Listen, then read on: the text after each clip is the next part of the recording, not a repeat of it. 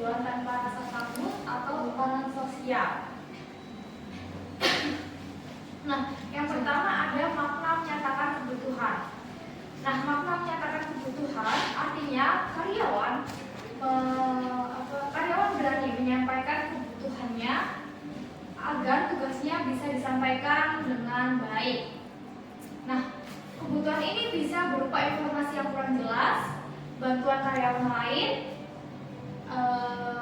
dan lain-lain. Penyampaian kebutuhan dilakukan secara jelas, terus langsung dan tepat waktu supaya tidak menimbulkan kesalahpahaman gitu ya. Sikap ini mencerminkan keprofesionalisme. Karena apa? Karena karyawan tidak menunggu kesalahan, tidak menunggu masalah muncul, tapi mencegah masalah muncul. Nah, selanjutnya ada makna menyatakan ketidaksetujuan gitu ya. Ketidaksetujuan berarti ketidaksetujuan bukan berarti melawan atau membangkang, tetapi menyampaikan perbedaan pendapat berdasarkan fakta dan juga kondisi di lapangan kerja. Ketidaksetujuan disampaikan dengan sopan, lalu objektif dan tidak menyerang pribadi siapapun. Oke? Dalam dunia kerja kemampuan ini itu sangat penting. Kenapa? Karena membantu menghindari keputusan yang kurang tepat atau beresiko menimbulkan kesalahan, gitu ya. Selanjutnya ada pentingnya keberanian menyampaikan kebutuhan. Keberanian menyampaikan kebutuhan sangat penting karena banyak masalah kerja bukan karena kurang mampu, tetapi karena kebutuhan tidak dianggap, kebutuhan tidak disampaikan dengan baik, gitu ya. Ketika karyawan memilih diam, terus itu nggak ngomong, kan beban kerja akan semakin menumpuk, gitu. Itu yang akan mengakibatkan kesalahan, dan terjadi kesalahan mudah itu terjadi banget, gitu. Dengan menyampaikan kebutuhan secara terbuka, atasan maupun rekan kerja kita kan akan saling memahami kondisi kita seperti apa, gitu ya. Nah, sehingga pembagian tugas menjadi lebih adil dan suasana kerja akan semakin lebih sehat. Lalu bagaimana caranya menyampaikannya, gitu ya? Ada beberapa hal yang perlu disampaikan dan menyampaikannya dalam beberapa hal, gitu ya. Yang pertama ada pilih waktu yang tepat. Yang kedua ada gunakan bahasa yang sopan, jelas, lalu langsung to the point, maunya itu gimana. Yang ketiga ada fokuskan pada kepentingan pekerjaan. Selain pekerjaan itu lebih baik jangan ya.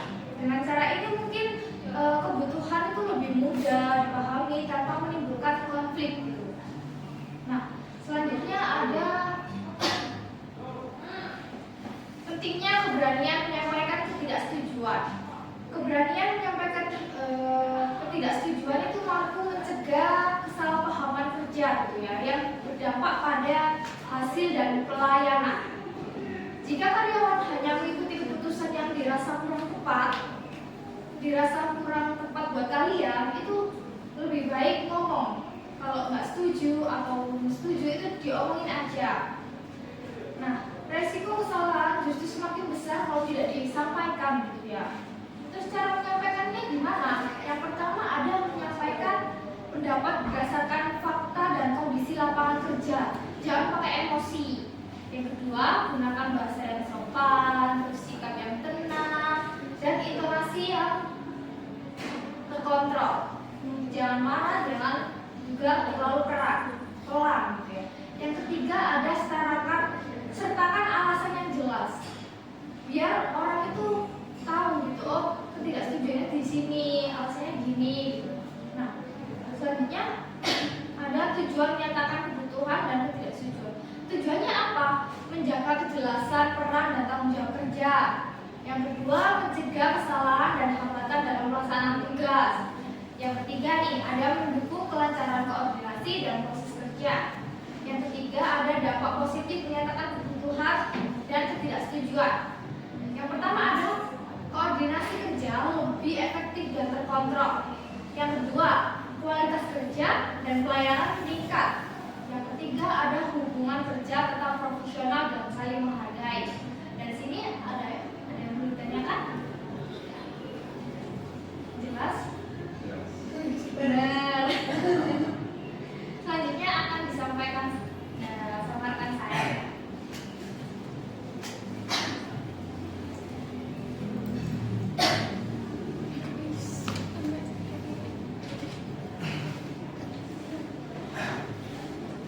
Assalamualaikum warahmatullahi wabarakatuh. Perkenalkan, nama saya adalah Mas Kot.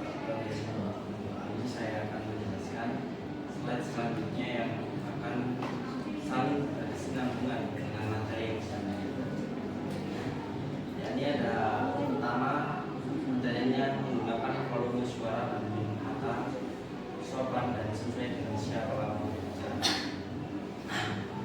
Volume suara dan kata yang sopan, menurut saya, kalau kita dalam lingkup pekerjaan, pasti kita menggunakan intonasi suara yang jelas dan mengerti, tidak terlalu keras ataupun lemah.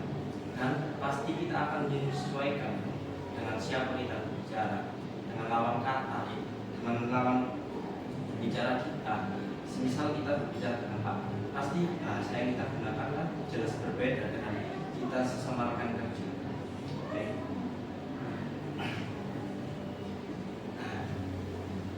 Jadi penggunaan suara tepat, penggunaan volume suara digunakan secukupnya akan pesan terdengar jelas tanpa membentak atau menekan lawan berbicara.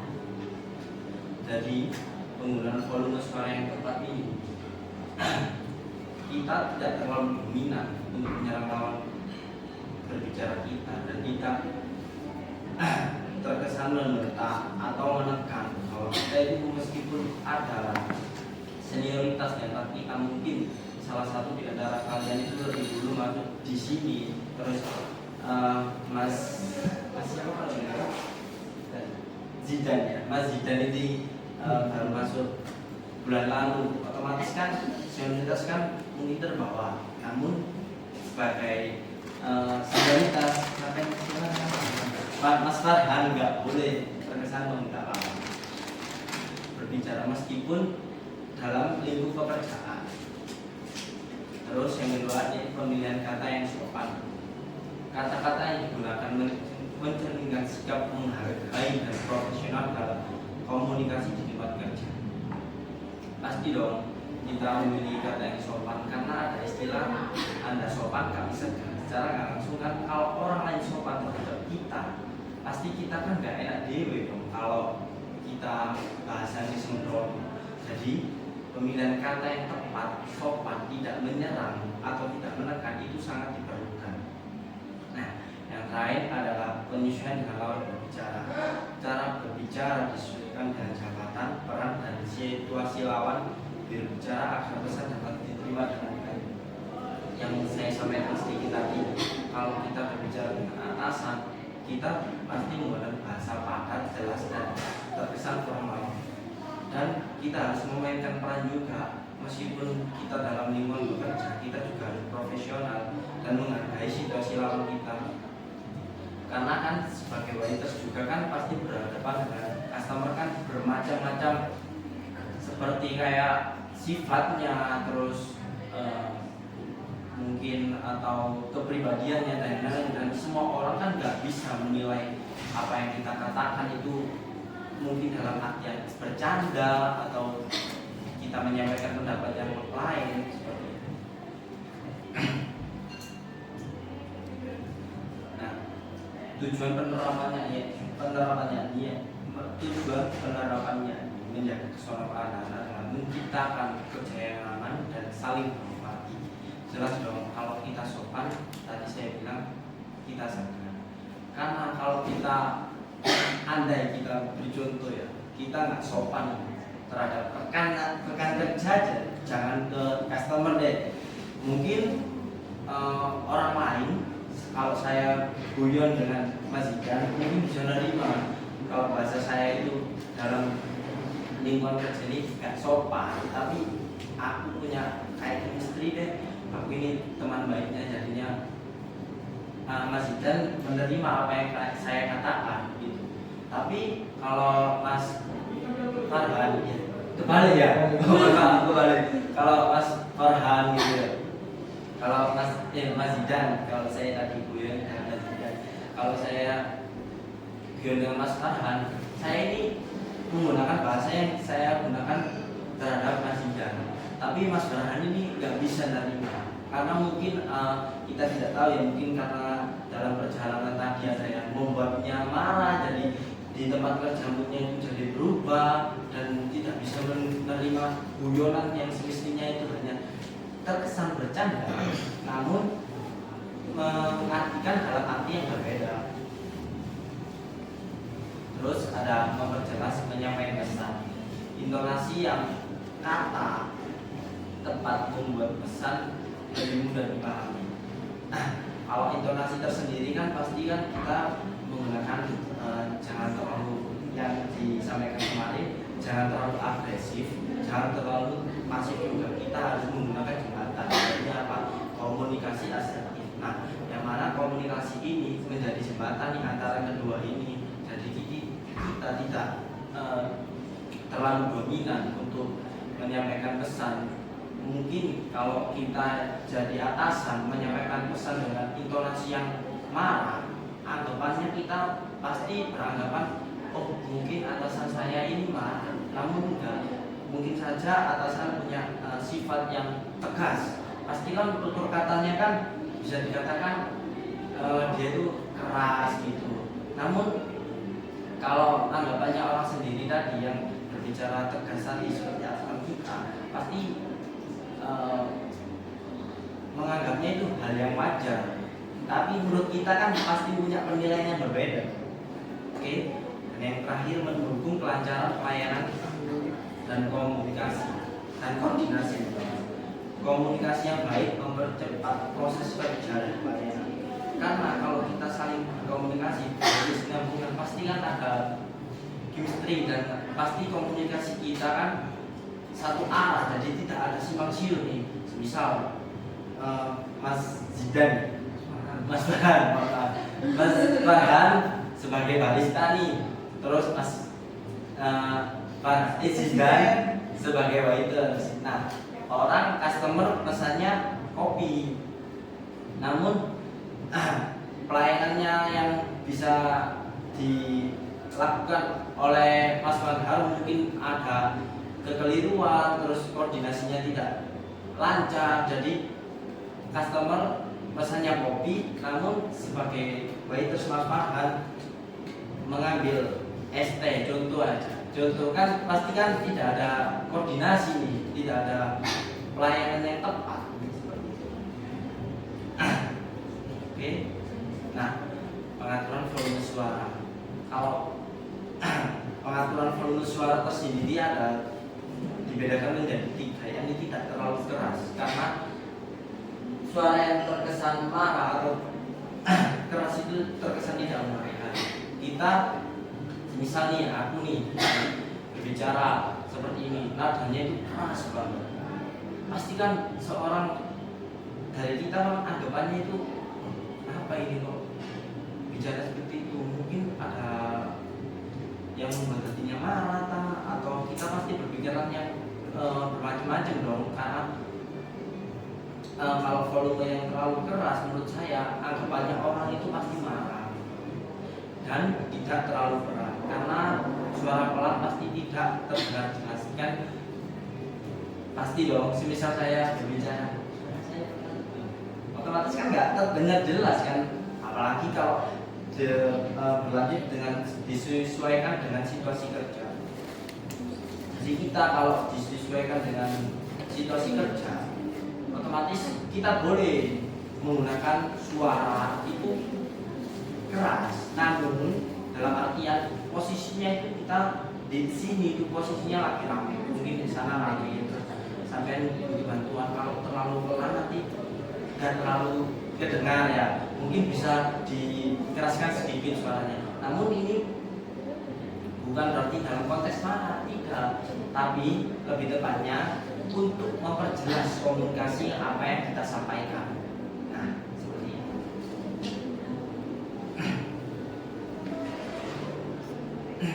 Terus yakni pemilihan kata yang sopan menggunakan menggunakan bahasa profesional dan menjaga sikap yang bertanggung jawab.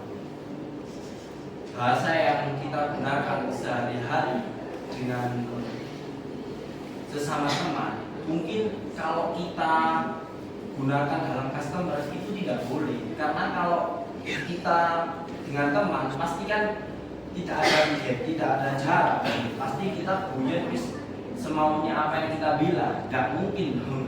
Kalau kita dengan customer tidak mengenal kita, tidak tahu latar belakang kita, jadi kita mengajak customer itu seperti itu. Jadi kalau anggapannya kalau kita guyon harus tahu yang apa yang kita hadapi, misalnya untuk customer. Saya sendiri juga bekerja ya melayani customer, jadi tahu seseorang itu dari perubahan wajah atau mimik wajah itu ini orangnya kayak nggak mau guyon atau limit kata gitu. Jadi saya tahu lah bagaimana sikap seseorang. Namun saya juga mempunyai batasan nih, nggak terlalu mencairkan suasana juga, karena kan kita profesional dalam bekerja. Terus menghindari kata yang bernada menyalahkan atau dapat memicu konflik rekan kerja. Nah, kalau kita menghindari kata, misal contoh, kamu itu salah, terkesan menyalahkan. Padahal yang kita lakukan itu mungkin saja dalam situasi yang berbeda. Seperti halnya saya mau membersihkan meja nih, namun di meja itu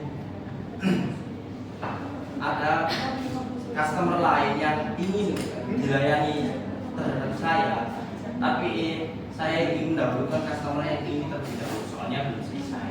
Terus rekan kerja saya menyalahkan, iku lo latihan rono, aku nggak ngereken sih dia apa customer ini berbicara atau minta pesanan seperti itu. Tapi kan situasinya kan kita kan harus mengutamakan apa yang terlebih dahulu kita kerjakan. Nggak mungkin ya kita langsung meninggalkan tanpa sebab. Kemungkinan kita bisa seperti itu, double job gitu. Namun yang satu ini pasti keteteran, dan yang sini tadi urus tapi sini komplain, jadinya nggak selesai gitu. Dan yang terakhir mengutamakan kalimat yang jelas. Kalimat jelas menghindari kesalahpahaman yang seperti saya katakan kemarin, katakan sekarang. Kalau kalimat yang jelas itu pasti memperlancar komunikasi atau tidak menimbulkan kesalahpahaman, dan pelayanan kita itu menjadi lebih lancar dan tidak ada hambatan, karena komunikasi yang kita gunakan itu satu arah, tidak simpang siur. Seperti itu. Oke. Jadi penyesuaian berdasarkan lawan bicara seperti kita, saya bawahan, atasan saya Pak Mau, contoh bahasa kita itu formal, ngajeni istilahnya, hierarki, kedudukan kita itu pasti lebih di bawahnya, dan Paknya sendiri juga umurnya lebih tua. Secara langsung kan kita kan pakai norma yang ada, menghormati orang yang lebih tua. Nah, itu bahasa kita nggak boleh sembrono. Nah, kalau rekan kerja menggunakan bahasa kooperatif dan mendukung kerja ini, pasti dong. Kalau bahasa kita mungkin kooperatif lah, kooperatif disertai guyonan, oke, boleh. Cuma kan kita kan lingkup dalam dunia kerja, pasti kan ada mungkin sedikit ketidaksalahpahaman. Jadi bahasa yang kita gunakan itu kalau di dalam lingkup ruang kerja harus kooperatif dan mendukung kerja tim. Karena kalau kita menggunakan bahasa yang sembrono, otomatis rekan kerja kita tidak akan menghargai kita, mungkin jadi jengkel sama kita. Terus yang terakhir adalah bawahan dan belakang. Bawahan, kalau kita menggunakan bahasa yang jelas, pasti kita kan tidak,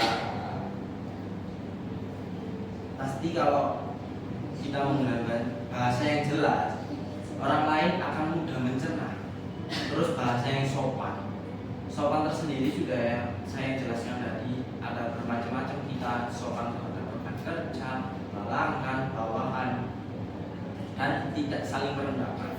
Meskipun kita kedudukannya lebih tinggi, semisal jabatan kita di sini lebih tinggi dan kita mempunyai bawahan, jangan sampai kita merendahkan bawahan kita, karena ya seseorang punya sifat dan mungkin tidak tahu kalau orang kita ledek atau kita juyoni gak masuk akal atau sampai mengolok-olok, pasti kan mungkin gak bisa bilang, tapi dia itu pasti mendem dalam hatinya itu punya unek-unek atau rasa jengkel terhadap diri kita seperti itu.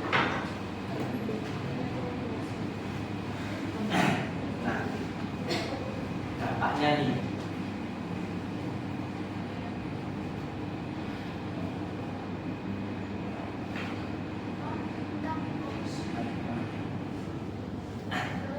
dampaknya tersendiri yakni positif penerapan. Jika kita sudah menerapkan tadi ya, terus kita menggunakan bahasa yang baik, terus menggunakan bahasa hierarki, memandang lawan siapa kita berbicara, pasti ada dampaknya tersendiri. Gak mungkin dong seseorang habis dibilangin atau dievaluasi, gak mungkin akan berbenah, itu kemungkinan kecil.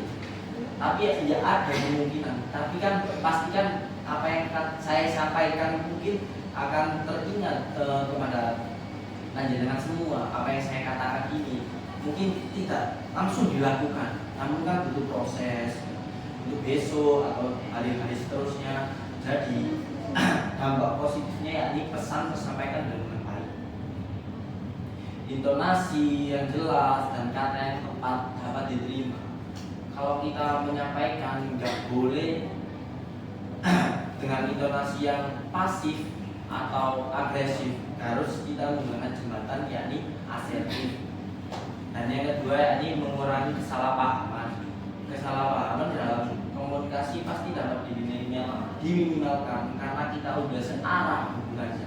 Komunikasinya searah dan simpang siur. Jadinya kita apa yang saya sampaikan, misal A, saya pesen A, jadi langsung nih pesen A, item ini dan tidak melenceng. Kalau kita dapat mengurangi kesalahpahaman ini, pasti nanti customer atau kita merasakan kepuasan tersendiri lah atas pelayanan kita yang sudah kita lakukan.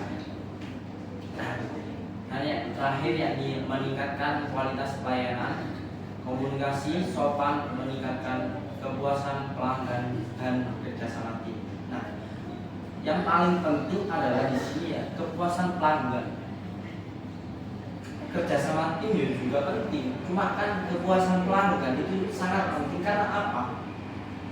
Menurut saya pribadi, kalau kita pelayanannya bagus, aku semisal nih belanja di toko ini sebuah contoh saja ya, saya analogikan sederhana. Saya belanja di toko A, semisal belanja baju, pelayanan yang diberikan oleh penjaga atau karyawan baju ini sangat memuaskan. Meskipun ada baju yang saya tidak cari, tapi saya bisa akan merekomendasikan kepada teman saya. Karena apa? Kepuasannya saya tadi itu bisa disalurkan dengan teman saya. Aku tuh baju di sini loh. Meskipun bajunya aku gak entuk, tapi karyawane sing nglayani ngopeni aku memang nyenengno. Iku iso ngregani aku. Kan kadang beberapa orang itu karyawan dipandang itu kayak sepele, Mas. Aku soalnya mengalami diri sendiri ya. Kita kan sesama ya pada memposisikan kita itu karyawan. Jadinya kita tahu orang terkadang sama kita itu seenaknya dewi. Aku ya pernah seperti itu, disepelekan gitu. Terus kalau udah kayak gitu, harusnya nggak ada gap antara kita itu. Misal kita pembeli, meskipun ada perkataan pembeli adalah raja, ya raja jangan semena-mena dong. Soalnya karena kalau kita juga punya perasaan, nggak bisa diatur semaunya gitu. Nah, kalau udah merasa puas, pasti karyawan nanti atau customer ini balik kembali kepada kita. Terus, dan yang tidak kalah penting adalah tim. Kita jadi punya chemistry, jadinya kita tahu nih apa yang harus dikerjakan terlebih dahulu dan kita tidak saling menyalahkan karena kita bukan lagi teman di tempat kerja, tapi saudara. Kalau siapa sih yang nggak nyaman kalau lingkungan kerjanya teman kita sendiri itu sangat nyaman merangkul kita? Siapa sih nggak nyaman? Saya sendiri bisa dikatakan di toko saya kan jadi karyawan penjaga toko ya. Di lingkungan kerja saya sendiri itu bukan lagi rekan kerja. Saya mengatakan di sana itu saudara. Karena apa? Saya notabene yang salah satu kuliah. Jadi di rekan kerja saya itu rata-rata lulusan SMA semua, malah ada yang SMP. Tapi dia itu merangkul saya. Bos saya juga alhamdulillah mendukung. Jadinya saya kerja di situ merasa sangat nyaman.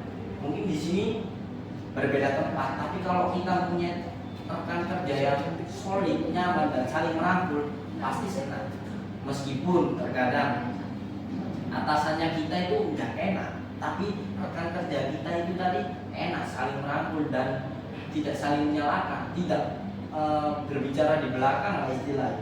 Pasti komunikasi atau hubungan kita yang sangat erat. Oke. Nah, udah materi ya. Sekarang kita mencairkan suasana terlebih dahulu deh. Kita ada namanya speaking tulisan. Jadi boleh dibantu.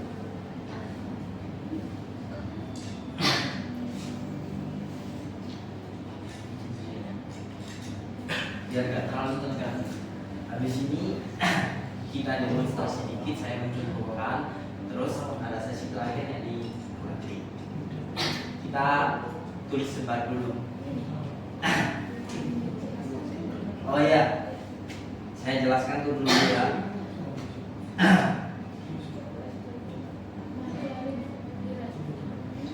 Tujuannya yakni tulis sebar adalah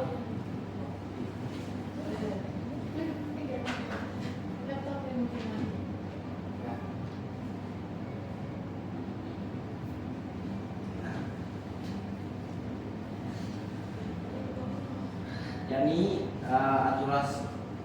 aturannya ya tulis sebar adalah peserta diminta menuliskan dan menuliskan satu situasi kerjanya di mana mengalami kesulitan menyatakan kebutuhan dan menolak permintaan secara asertif.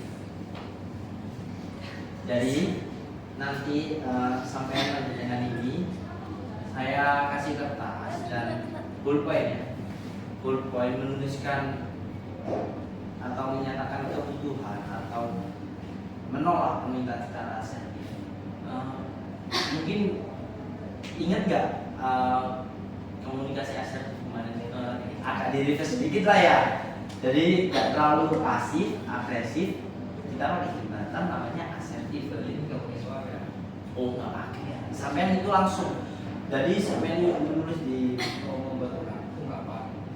Iya, membuat ungkapan situasi itu kerja nyata yang apa yang kalian pernah alami seperti itu. Oke? Ayo kita.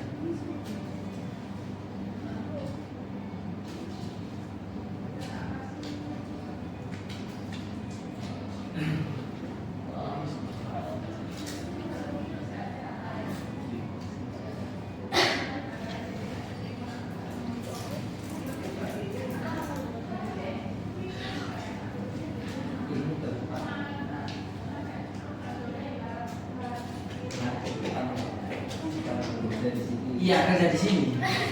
kerja di sini nggak apa-apa. Semisal kalian mengunek-unek, kita akan menjaga kok. Nggak mungkin kita karena ini aman ya kan? Kita pasti menjaga batasan kan. Nggak mungkin kita akan juga tekan atau atas. Tadi kan kertasnya ini dilipat, jadi saling membaca satu sama lain. Waduh, kalau nggak ada sih menurut saya itu nggak mungkin. Mustahil. Iya, soalnya kita masih aman aja sih. mungkin kalau menyatakan kebetulan deh, jangan menolak. Kalau menolak kan biasanya terkesan nggak suka. Ya, jadi menyatakan kebetulan aja.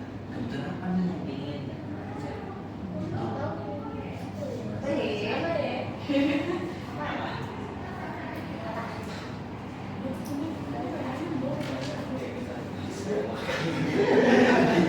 Oke, gak apa-apa belakang ini nanti. Oh iya ya. Jadi kurang terkait David. Ini aku mau coba. Masuk. Kata sih katanya bisa buat sih. bisa apa?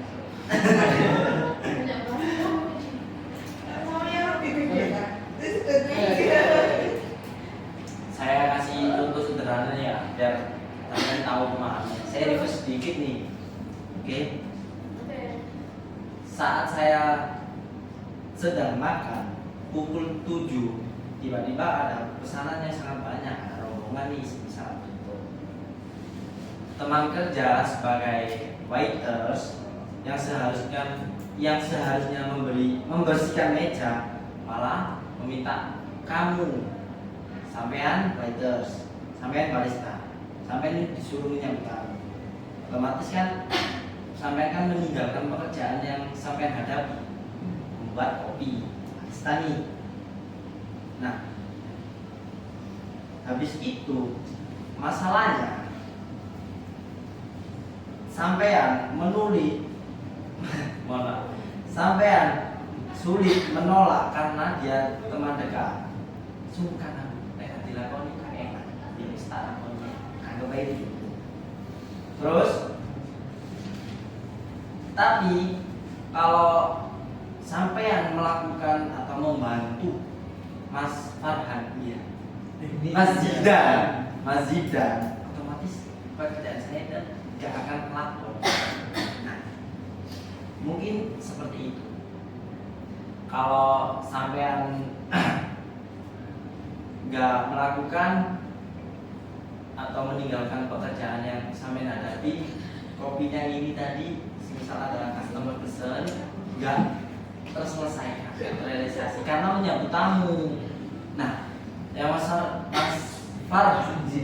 Zidan, salah Mas Zidan ini sebagai waiters, tapi dia mungkin lagi main HP gitu, yang lain tidak bisa ditinggalkan lah istilahnya. Tapi dia itu memilih sibuk dengan dirinya sendiri. Nggak bisa handle kan tadi yang customer datang kita tidak menyambut seperti itu, ya kan benar kan ya. Jadi kita tidak menyambut seperti itu, otomatis kan secara langsung kita meninggalkan SOP. Situasinya mungkin seperti itu, atau yang pernah sampai alami atau hal lain apa ya.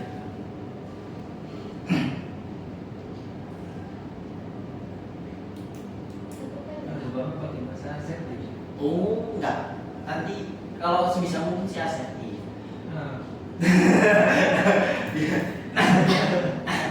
Kalau asertif kan jembatan tadi mas. Gak apa-apa is.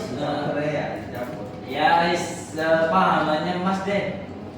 Tapi paling tidak disertakan asertif sedikit ya. Enggak selalu asertif semua. Mungkin sampai kurang mendapat atau sampai tangkap asertifnya itu yang bagaimana. Nah seperti itu, spoilernya seperti itu dikit gitu. Gak harus semua asertif nih, boleh monggo sampai tulis situasinya yang seperti apa, menolak atau menyatakan kebutuhan gitu. Nggak ada sih sebenarnya, soalnya kan apa saya ini kan buatnya sendirian, jadi Iya. nggak ada yang disampaikan juga. Mungkin menolak permintaan dari customer atau Pak Noi kan pernah semisal nih, saya anggaplah saya sebagai barista. Ya, saya sebagai barista. Customer minta pesan kopi susu, tapi stok persediaan kopi susu kita nggak ada, susunya habis. Gitu. Nah, menolaknya seperti apa? Mau sampai langsung ngomong, kalau no kopi susu nih, pesan beliau, nggak mungkin. Nah, nggak mungkin dong. Otomatis kita menggunakan bahasa aja. Mohon maaf Bapak Ibu, persediaan kopi susu kita. Semisal kalau lagi belanja, kalau sampai mau nunggu terlebih dahulu, susu kita dibelanjakan terlebih dahulu. Paling tidak waktu estimasinya 30 menit. Kalau sampai mau nunggu, boleh nunggu. Kalau nggak mau, mungkin ada alternatif pesan kopi yang lain. Nah, seperti itu. Ini betul-betul nggak ada itu. Makanya jangan mikir apa nggak ada. Ke Pak Manajer sendiri deh. Nggak ada. Loh. Soalnya Pak Nai nggak pernah gini-gini, nggak pernah. Ya, pokoknya selagi aku ngikutin dalam SOP itu semua. Jadi kalau nggak pernah aku ngapain gitu. Jadi makanya aku bingung dan tadi tak pikir nggak bisa, jadi nggak bisa mikir, nggak bisa ngarang. Sepengalaman kerja aja. Pengalaman. Contohnya tuh Ya, dulu. Contohnya ya. Oh, orang dulu banyak. Gaya itu gak apa. Ya, kan kan juga ngapain dan dengan banyak. Ini jika boleh diceritakan kejadiannya pas ngapain begitu pada gimana? Boleh kalau kertasnya dulu. Kira-kira Ya, mungkin Kalau soalnya pas diceritain apa si mulai aja ya, Iya. ini kan nggak paham ini posisinya ngapain kok sampai kayak oh gitu. ya nanti saya Ngomong lagi. enggak kayak gitu. Nanti saya kan yang baca nih. Saya yang baca. Ribet. Terus disebarkan. Mereka yang baca sendiri. Oh. Temannya. Temannya. Nanti kan temannya kan pasti saya tanya atau sampai jelaskan posisinya seperti apa. Seperti itu. Iya. Yes. Mau nggak sampean?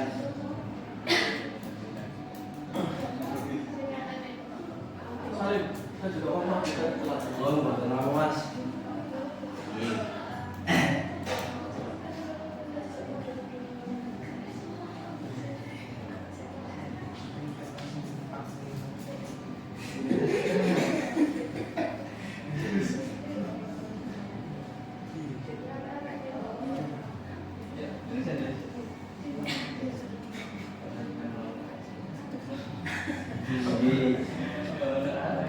Iya mas. Itu beda.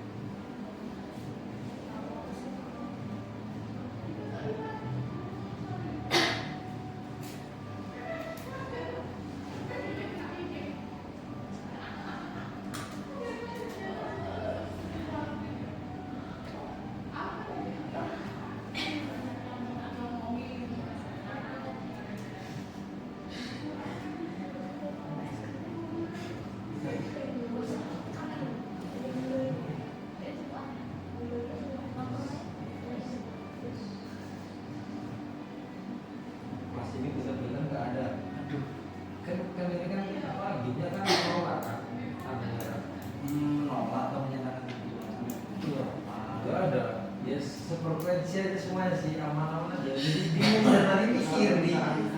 Ya itu juga Di resto. di resto berapa lama? Sama, nggak ada. Banyak khususnya. Hah? Banyak gitu. Nggak ada. Kayak Menyatakan kebutuhan menyatakan kebutuhan. Aku butuh ini.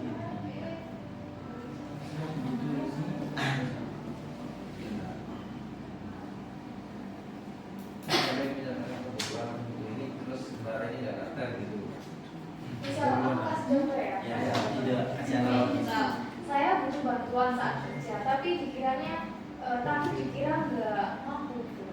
Berarti kan kita nggak memendam gitu loh, nggak mau nggak bantuan ke orang lain. Enggak sih, enggak pernah. Contohnya mungkin nggak, enggak. Enggak ada. Di sana ya udah terbiasa.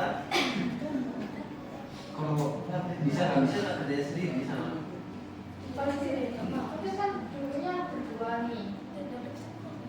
Di mana? Yang di restoran dulu di sini.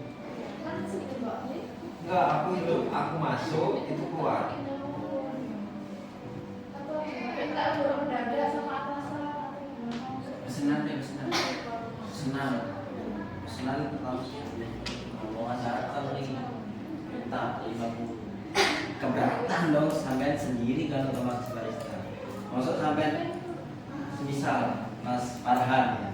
Ini Pak, saya Pak.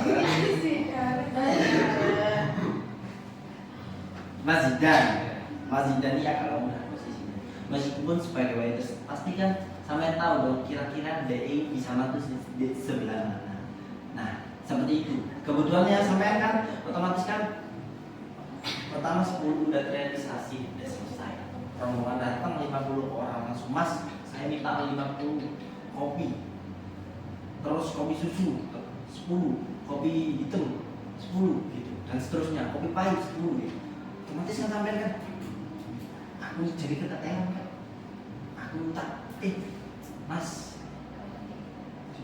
Zidan, ayo handlean aku bantuin sih untuk sementara. Posisimu kan agak lemah. Semisal kalau udah ada hal lain sama punya nggak apa-apa. Untuk sekarang ini aja tuh bantuin aku. Nah kayak gitu contohnya. Saya belum pernah kayak gitu, jadi nggak bisa mikir ke sana. Kalau udah pernah baru gitu. Tapi pas sama dekat sama Mas Zidan Udah itu udah nulis mereka. oh udah Gak apa-apa deh. Iya langsung skip. Mbak Tika ya. Kalau di sini jadi kan. Iya nggak apa-apa. Jadi mereka ikut aja saling kasih. Iya saling kasih. Tapi nggak apa-apa deh. Tuker